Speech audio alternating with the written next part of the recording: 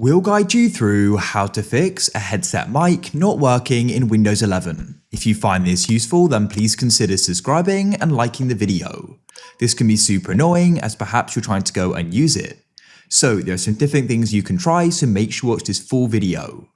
First of all, go onto the headset itself and make sure there's not a mute button. Often there is, so make sure that you unmute it and that should hopefully go and fix the problem. If it doesn't, then what we need to do is go to our sound settings. To do that, you can right click on the sound icon in the bottom right and then tap sound settings. Now, what you need to do is go down to input and make sure you've got the headset selected.